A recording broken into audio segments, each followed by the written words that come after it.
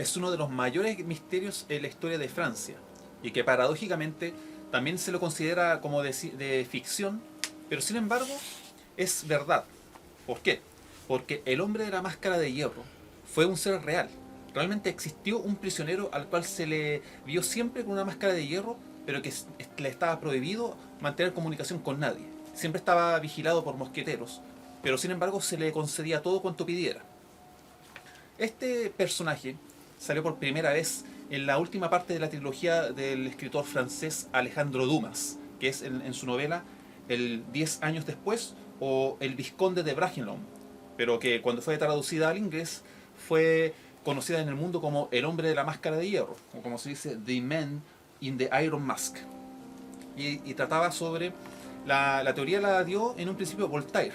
Este filósofo francés estuvo preso por un tiempo en la Bastilla y supo por intermedio de otros prisioneros más antiguos de que efectivamente hubo un prisionero que llevaba una máscara de hierro, pero que sin embargo tenía muchos privilegios, pero que estaba amenazado de que no podía hablar con nadie. O sea, si hablaba iba a ser muerto, pero que sin embargo tenía privilegios, se le daba todo cuanto pidiera. Pero sin embargo están las preguntas básicas. ¿Quién era este personaje? Y lo más básico de todo, ¿por qué la máscara? ¿Era tan parecido a algún personaje que todos conocían en la época que había que esconder? Y el otro, que si este personaje estaba preso porque tenía algún secreto, ¿por qué no matar lisa y llanamente al hombre en cuestión? ¿Por qué conservarlo vivo? Y sobre todo con una máscara, hasta prácticamente el día en que murió.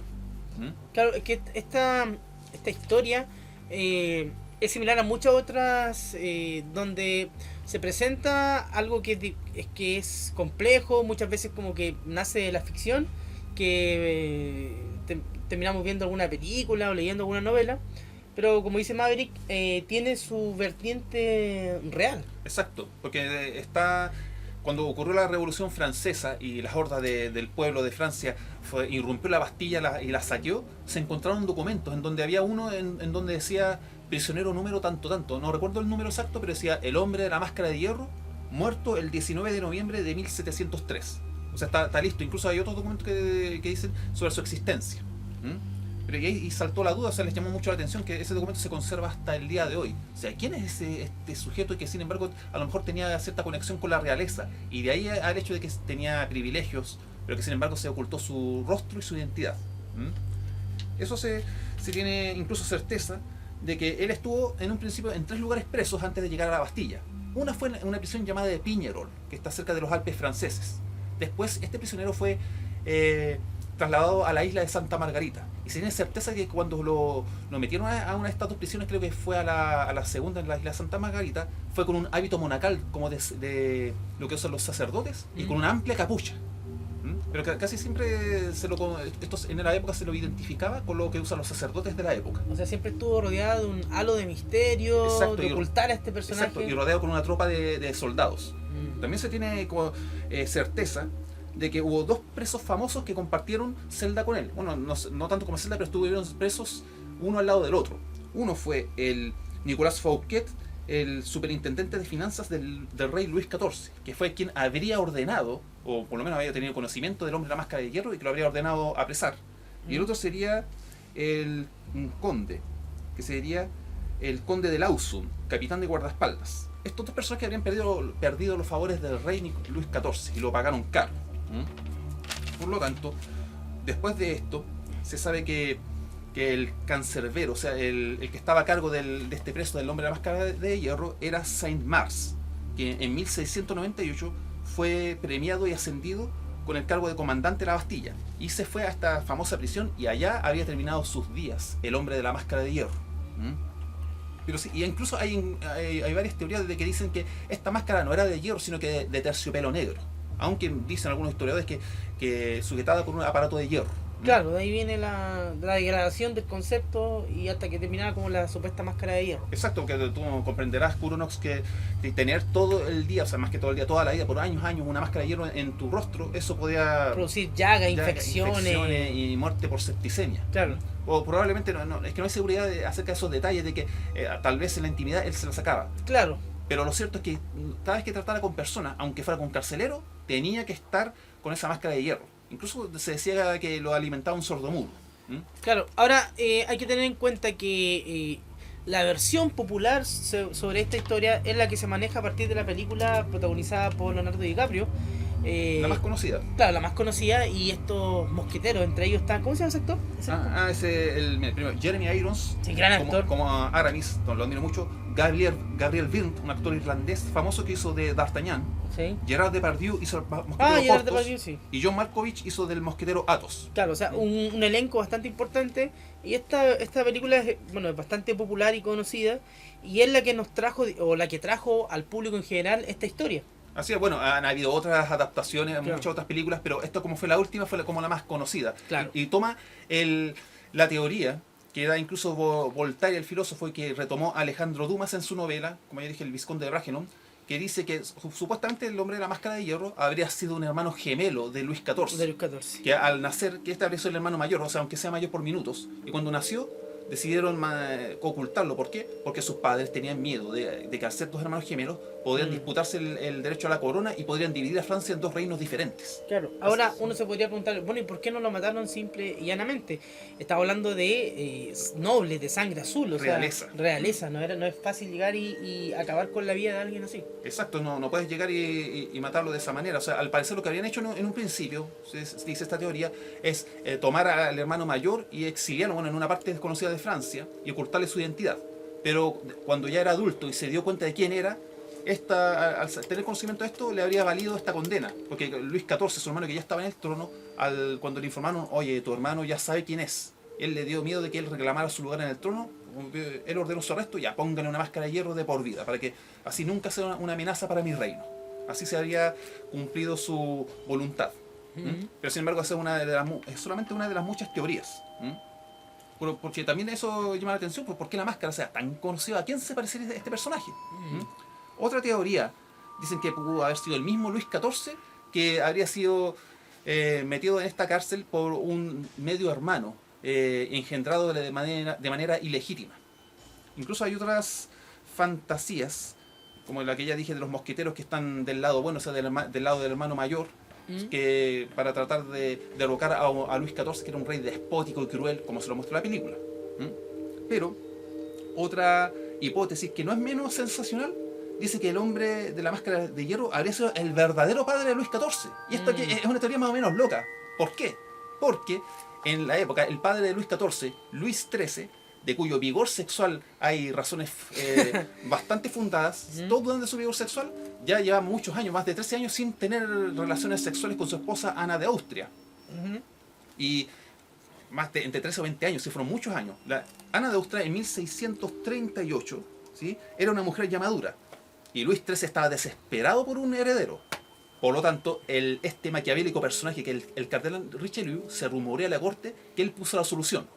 Él dijo que a través de un joven, que a su vez era hijo ilegítimo de un noble, él pondría, digamos, la real semilla para que se relacionaría con la Ana de Austria, para que así ella pudiera procrear y pudiera tener un descendiente. Cosa que ha pasado muchas veces en la historia. Exacto, ¿no? Y lo convenía mucho a Luis XIII, porque de lo contrario, si él no tenía hijos, iba a suceder en la corona su hermano, que era, no me acuerdo cómo se llama, pero era Augusto de Orleans, no me acuerdo, pero era un hermano que ni él, ni su hermana, ni nadie, ni Richelieu querían que fuera el heredero al trono. No, el hermano rey no, por ningún motivo. Así que prefirieron hacer este arreglín que dio Richelieu.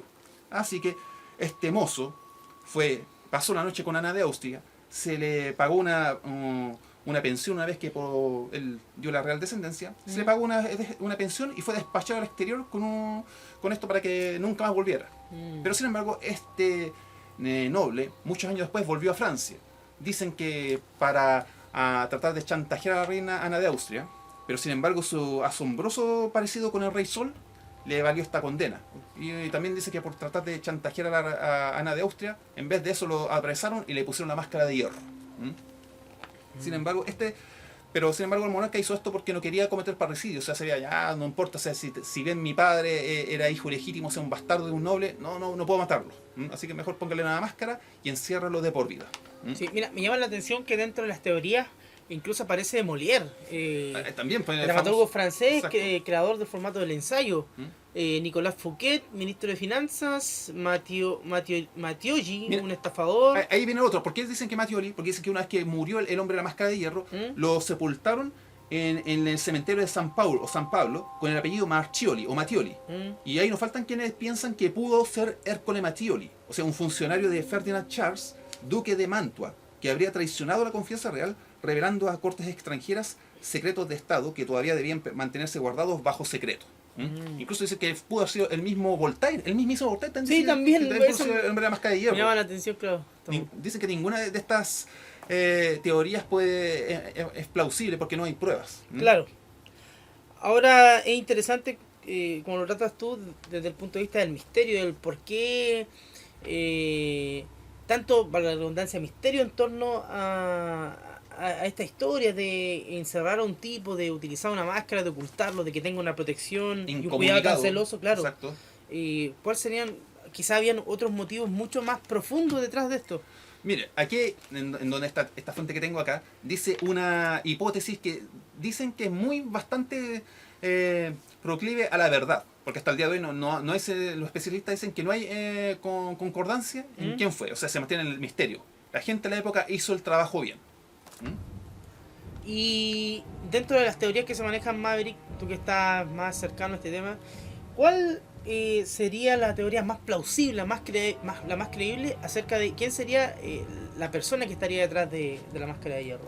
La que encontré en esta investigación, que yo creo que en su momento nadie como que pescó mucho, o sea, no la tomaron en cuenta. Y es de una investigadora llamada Camille Bartoli, que en 1997 dijo que el hombre de la máscara de hierro habría sido Enrique II de Guisa o Guisé, que era un linaje nobiliario marcado por el valor militar, por su intransigente catolicismo, que los llevó a combatir con ferocidad a los hugonotes y a fundar la temida Liga Católica.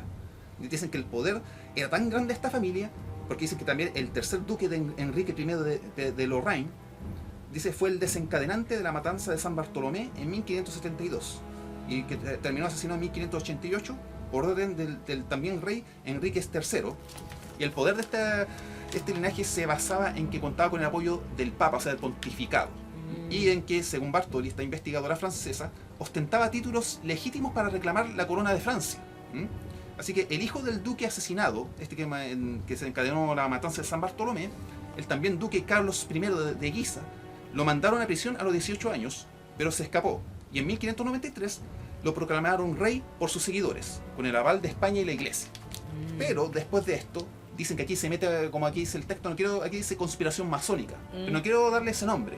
Dicen que la amnistía del nuevo rey Enrique IV de Francia, ya como que le zanja el conflicto, dice, no, ya no importa, tú no vas a ser rey, pero Carlos, el personaje Carlos recibe a cambio, dicen, no le dan la corona de Francia, pero le dan la gobernación de Provence y el cargo de almirante. Esto le servirá con valentía y lealtad Carlos a otro rey, Luis XIII, el padre de Luis XIV. Pero Richelieu, otra vez aparece este desgraciado cardenal. Richelieu desplaza una vez más a Carlos de Guisé y lo persigue. Después Carlos y su esposa Henriette de Joyeuse, me van a disculpar porque no manejo el francés, tuvieron 4 hijos. Uno de ellos, Enrique II, será nada menos que el hombre condenado a la máscara. Pero ¿cuál fue su pecado aparte de pertenecer a una familia que siempre tuvo pretensiones a la monarquía? Bueno, aquí la respuesta, según dicen, es que es Enrique II de Guisé, este hijo, tuvo una vida bastante disoluta. Tuvo una vida agitada como todos. O sea, se agarró a las mujeres que quiso, fue un Don Juan, pero y a pesar de que no tenía ninguna vocación religiosa, también fue arzobispo de Reims. Porque en esa época se estilaba que cualquier persona de los hijos de los nobles tenía que tener una carrera, y cuando al parecer no sabía qué hacer, se metía a la carrera eclesiástica. Es un poco lo que pasa hoy día, que cuando uno sabe qué hacer, ¿qué hace? Hace servicio militar, al menos acá en Chile o en otros países. Así que lo que hizo fue que Enrique de Guisé, en una maniobra en su contra, otra vez más Richelieu puso sus ojos en él y lo culpó de un alzamiento para el colmo en tiempos de guerra. Después, para evitar la decapitación, lo salvó la muerte de Richelieu, pero también una corte, había un movimiento anti-insurreccional contra la monarquía llamada de la Fronda, hizo que arrestara a Fouquet, y también involucraron una vez más a Enrique de Guisá. Y sin embargo también, digamos que la hermana de Enrique de Guisá, también la llamada, ¿cómo se llama? Marie de Guisá, también dijo que estaba harta de su vida de don Juanismo y que de don Juan, y porque está dilapidando la fortuna familiar. Así que dijo, ya, está bien, apoyo que la conspiración para que de unas por todas hagan desaparecer a mi hermano, pero por favor respeten su vida. Ya. Entonces lo que hicieron fue, Letelier le convenció al rey, un sucesor del superintendente de policía, lo culpó de que él quería tener realmente aspiraciones a la monarquía. Así que dijeron, ya, vamos a hacer lo siguiente, vamos a hacer desaparecer, la vamos a dar por muerto a Enrique de Guisé, así que pero hay que ocultar su identidad para que nadie lo vea. ¿Cómo? No importa, mándelo a la prisión de Piñerol, no importa ya. Entonces, y ese fue el día donde ese testigo que arribó a la isla Santa Margarita de la prisión con su hábito monarcal, como lo había dicho antes, y con su capucha. Así de poco más, y nacía el hombre de la máscara de hierro. Y después dijeron, ya, ocultemos la identidad, hagámosle una máscara de hierro. Y ahí fue donde lo pusieron prisionero junto con Dauger o Dauger. ¿Por qué? Porque aquí, y esto es un dato clave para terminar, el superintendente de policía convenció al rey de que había una sociedad secreta que tenía pretensiones a la corona, llamada la Cruz Verde, que se remontaba al siglo II a.C. y que agitaba las sombras para dar la corona a un heredero de la rama de los merovingios. O sea, el jefe local o gran maestro de esta secta era Dauger o Dauger, que lo fue apresado en 1669 y mantenido con vida a canje de confesar todo. Y los dos fueron apresados, tanto Enrique de Guisa con la máscara de hierro como Dauger o Dauger. Cuento corto, pasó a Piñerol, después a Santa Margarita, los dos encerrados, y Enrique II con la máscara falleció en el año 1693, a los 79 años de edad. Y después, cuando fueron trasladados el Saint-Mars, este cancerbero, el carcelero de estos dos prisioneros, tomó a Dauger y a él le puso la máscara de hierro para hacer más completa el engaño. Y así fue como Dauger murió con la máscara de hierro en 1703, para que así de esa manera el engaño y la verdad nunca más salieran a la luz de esas cuatro paredes. Total, y a todos les convenía guardar silencio, tanto a la hermana de Enrique II de Guisá, Saint-Mars, y al superintendente de policía. ¿Por qué? Porque el rey Luis XIV ya era unánimemente odiado. Esa fue la razón por la cual había que esconder la identidad de Enrique II de Guisé. No sé si me entienden, me van a disculpar si hay algún tipo de confusión, pero esa es la teoría más clara, la que yo veo más convincente de quién fue el hombre de la máscara de hierro.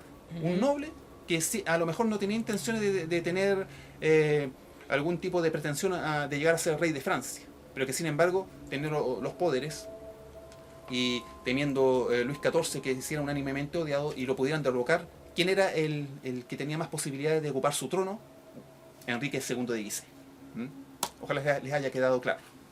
Así que les dejamos invitados para que opinen y que también visiten nuestra página en Facebook. Y yo por mi parte se despide Mabel.